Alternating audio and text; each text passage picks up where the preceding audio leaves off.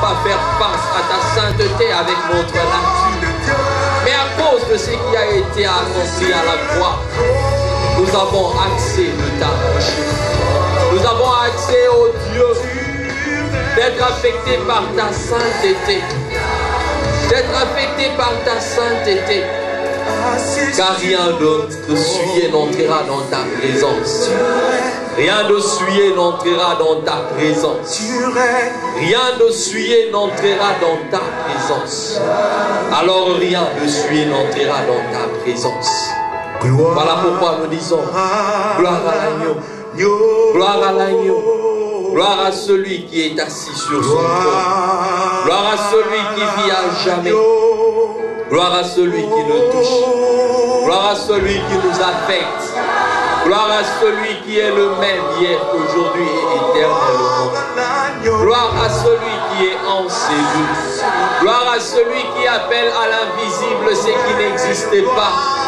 Gloire à celui qui ressuscite les morts. Gloire à celui qui fait parler le muet. Gloire à celui qui fait entendre le sourd. Gloire à celui qui ouvre les yeux des aveugles. Gloire à celui qui nous a ramassés du monde. Gloire à celui qui nous a rachetés d'entre les mains du diable. Gloire à celui qui nous a déliés, nous qui autrefois étions enchaînés. Gloire à celui qui nous a rachetés au prix de son sang. Nous ne nous appartenons pas à nous-mêmes, nous appartenons à lui. Voilà pourquoi nous disons gloire à l'agneau. Gloire à l'agneau, gloire à celui qui est assis sur son trône. Et devant lui, tout genou fléchit. Et toute langue confesse que celui qui est le Seigneur de Seigneurs. Et toute langue confesse que celui qui est le roi de rois. Toute langue confesse que celui qui est le roi de gloire. Et toute langue dise Alléluia. Ensemble avec les anges des cieux, nous disons Alléluia. Ensemble avec le 24 vieillards, les 4 êtres vivants, nous disons Alléluia, Alléluia, Alléluia. Hosanna à Dieu. Hosanna à celui qui était, qui est et qui vient. Hosanna au Créateur du ciel et de la terre. Hosanna à celui qui nous a donné de son esprit. Hosanna à celui qui a fait habiter son esprit dans nos vies. Hosanna à celui qui règne à jamais. Hosanna à celui qui règne à jamais. À jamais soit loué, à jamais soit glorifié, à jamais soit célébré. Alors que nous acclamons le nom du Seigneur, nous disons que à jamais soit loué, à jamais soit célébré, à jamais soit glorifié et vie à jamais, vie à jamais, vie à jamais, vie à jamais, vie à jamais au milieu de ton peuple. Père, nous voulons te dire merci. Nous voulons te dire merci pour cette opportunité en or que tu nous donnes. Merci pour cette grâce précieuse que tu mets au devant de nous en cette matinée pour pouvoir, Yahweh, introduire ce séminaire sur la Pentecôte. Saint-Esprit, nous te disons merci car je sais que tu vas te révéler de par toi-même. Qui suis-je pour t'expliquer? Qui suis-je pour parler avec des paroles humaines, ô Dieu, de ta personne? Seigneur, j'aimerais qu'au travers de ma petite vie, que le Saint-Esprit glorifie le nom de Jésus. Qu'au travers de tout ce séminaire, Saint-Esprit, viens glorifier le nom de Jésus. Révèle-toi, exprime-toi, manifeste-toi, viens donner gloire au nom de Jésus-Christ. Même si nos yeux physiques ne peuvent te voir, mais laisse nos cœurs, ô Dieu, palper ta présence. Laisse nos esprits, ô Dieu, être sensibles de ta présence. Nous voulons nous laisser toucher par toi. Nous voulons nous laisser, Yahweh, travailler et utiliser par toi. Nous voulons réellement nous laisser transformer par toi. Nous voulons que tu fasses de nous ce que tu as décidé depuis le ciel pour l'avancement du royaume des cieux. Père, je bénis, ô Dieu, cet auditoire qui nous écoute. Père, je bénis tous ceux-là qui suivront ces messages au travers de l'Internet, au travers de la télévision, même dans leur radio. Père, je prie que alors qu'ils seront en train de suivre ces messages, que la puissance de l'Esprit le visite. De la même manière que l'Esprit a eu à ressusciter Jésus-Christ d'entre les morts. Père, je prie que toute personne qui suivra cette vidéo, dans le nom de Jésus-Christ, je te prie de le ressusciter, ô Dieu. Je te prie de réveiller son esprit et de le rendre dynamique pour ton nom et pour ta gloire et dans ton champ, afin que le royaume des dieux puisse encore, Yahweh, aller de l'avant pour l'expansion de ton nom ainsi que de ta gloire. Saint-Esprit, merci. Et merci pour la compagnie des anges. Merci, ô Dieu, car nous savons que ce matin, seul le Saint-Esprit, alors seul le Saint-Esprit glorifiera le nom de Jésus. Père, alors que nous ouvrirons nos bouches, accepte de oindre ce message et laisse que ce message ne soit pas un massage, mais que ça soit un message qui va changer, qui va transformer, qui va apporter la vie, qui va apporter la paix, la joie, l'amour, qui va convaincre, qui va redresser, afin que l'homme de Dieu soit apte à toute bonne œuvre et soit préparé par rapport au destin pour lequel tu l'as appelé. C'est au nom puissant de Jésus-Christ, notre Seigneur et Sauveur, que nous avons ainsi prié. Amen. Que le nom de l'Éternel soit béni en cette matinée. Je suis dans la joie d'être dans ces lieux pour pouvoir introduire ce séminaire sur la Pentecôte. J'aimerais vous remercier parce que vous allez bien nous prêter vos oreilles et vos cœurs surtout pour pouvoir partager ces moments d'intimité avec le Saint-Esprit ensemble. Et nous saisissons cette opportunité pour saluer la présence du Saint-Esprit, honorer sa présence au milieu de nous, à cause de ce qu'il sera en train de faire tout au long de ces séminaires. Et nous voulons également vous saluer, vous tous qui nous suivez à travers le média. Ce n'est pas par erreur que vous tombez sur nous.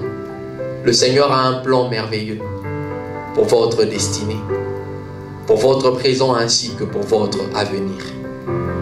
Voilà pourquoi au travers de ces messages, laissez que le Saint-Esprit, permettez que le Saint-Esprit vous touche, permettez que le Saint-Esprit vous visite, permettez que le Saint-Esprit vienne influencer votre destinée, afin que vous arriviez aussi à influencer les destinées d'une multitude.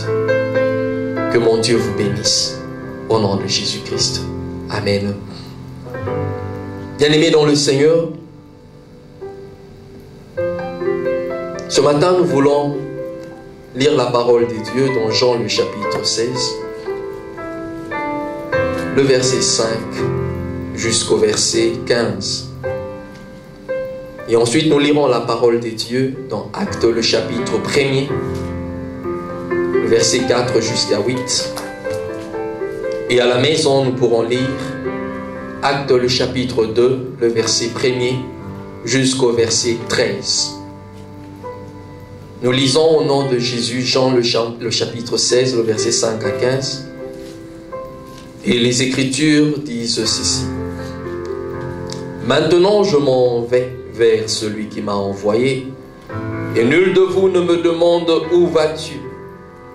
Mais parce que je vous ai parlé ainsi, la tristesse a rempli votre cœur. Cependant je vous dis la vérité. Il est avantageux pour vous que je parte. Tel est le thème de notre message. Il est avantageux pour vous que je parte. Il est avantageux pour vous que je parte. Car si je ne pars pas, le consolateur ne viendra pas vers vous. Mais si je m'en vais, je vous l'enverrai. Et quand il sera venu, il convaincra le monde de péché, de justice et de jugement.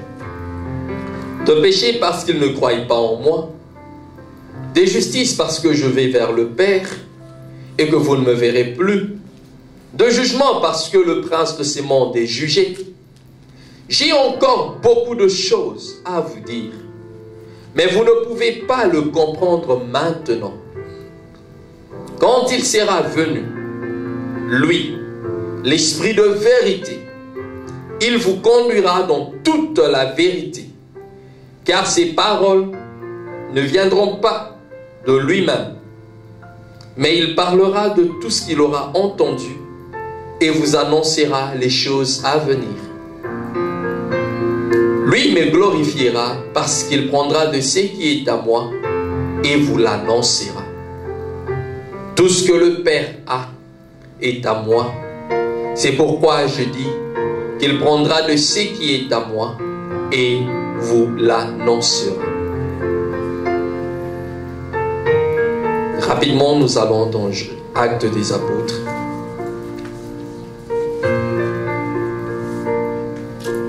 Actes le chapitre 1er, le verset 4 jusqu'au verset 8. Comme il se trouvait avec eux, il leur recommanda de ne pas s'éloigner de Jérusalem, mais d'attendre la promesse du Père, dont, leur dit-il, vous m'avez entendu parler, car Jean a baptisé d'eau, mais vous, dans peu de jours, vous serez baptisés d'Esprit Saint. Eux donc, réunis, on est ensemble. Eux donc, réunis, demandèrent, Seigneur, est-ce en ce temps que tu rétabliras le royaume pour Israël?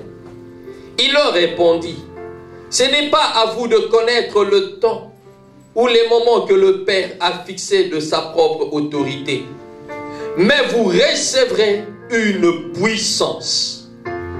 Mais vous recevrez une puissance, celle du Saint-Esprit, survenant sur vous, et vous serez mes témoins à Jérusalem, dans toute la Judée, dans la Samarie et jusqu'aux extrémités de la terre. On peut saisir cette opportunité pour lire aussi Actes le chapitre 2, le verset 1 à 13. Lorsque le jour de la Pentecôte arriva, ils étaient tous ensemble dans le même lieu. Tout à coup, il vint du ciel un bruit comme celui d'un souffle violent qui remplit toute la maison où ils étaient assis. Des langues semblables au feu se séparaient les unes des autres, leur apparut. Elles se posèrent sur chacun d'eux. Ils furent tous remplis du Saint-Esprit et se mirent à parler en d'autres langues, selon que l'Esprit leur donnait de s'exprimer. Or, il y avait en séjour à Jérusalem de Juifs pieux, venus de toutes les nations, qui sont sous le ciel. Au bruit de ce qui se produisit, la multitude accourut et fut bouleversée, parce que chacun les entendait parler dans sa propre langue. Ils étaient hors d'eux-mêmes et dans l'admiration, ils disaient, voici ces gens qui parlent, ne sont-ils pas tous galiléens? Comment les entendons-nous chacun dans notre propre langue maternelle? Parthes, Mères, Élamites, ceux qui habitent la Mésopotamie, la Judée, la Cappadoce, le Ponte, l'Asie, la Phrygie, la Pamphylie, l'Égypte, le territoire de la Libye, voisine de Cyrène, et ceux qui sont venus de Rome, juifs et prosélytes, crétois et arabes. Nous les entendons parler dans nos langues des merveilles de Dieu. Tous étaient hors d'eux-mêmes et perplexes et se disaient les uns aux autres, que veut dire ceci? Mais d'autres